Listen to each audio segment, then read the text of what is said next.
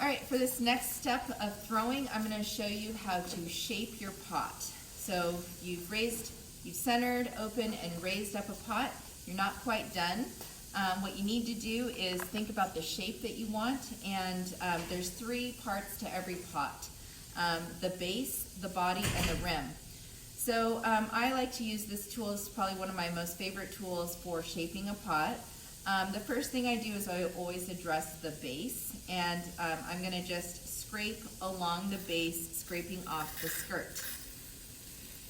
So that's called the skirt of the pot, and it's usually a little bit thicker than the rest of the pot.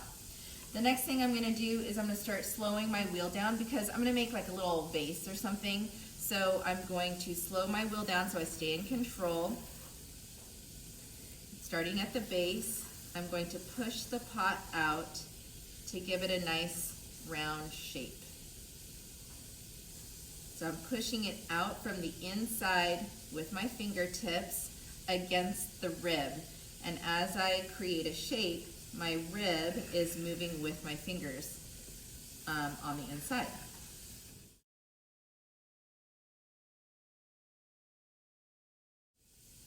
So I've got a nice round shape like a balloon expanding on the inside. The next thing I'm going to do is I'm going to bring this rim in to make like a little neck for the vase.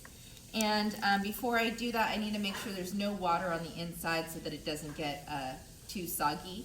So I'm just going to fold the sponge between my fingertips, reach in there, and just mop out the water. Okay, and then I'm going to use that water on the outside rim, like this, so that I can collar it in. So when I collar in the neck of a vase, I want all of my left hand to be touching the clay, and then my right hand is going to make that circle smaller and smaller and smaller. So I'm going to go ahead and squeeze the clay just a little bit, and I'm going to move my hands up and in as if my hands are moving over a funnel. And it's super slow.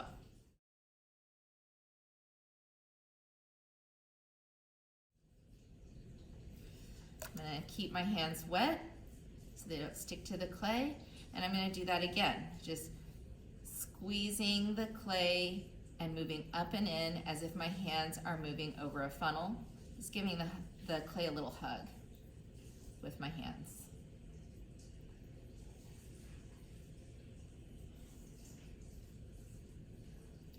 All right, as I collar in, you might notice that the walls are getting thicker. So if you're noticing that it's getting thicker, you can actually just raise that up more and you can get a taller neck.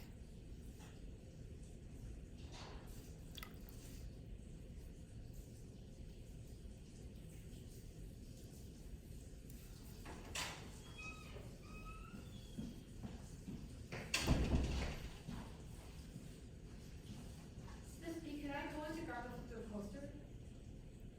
Yeah. Okay.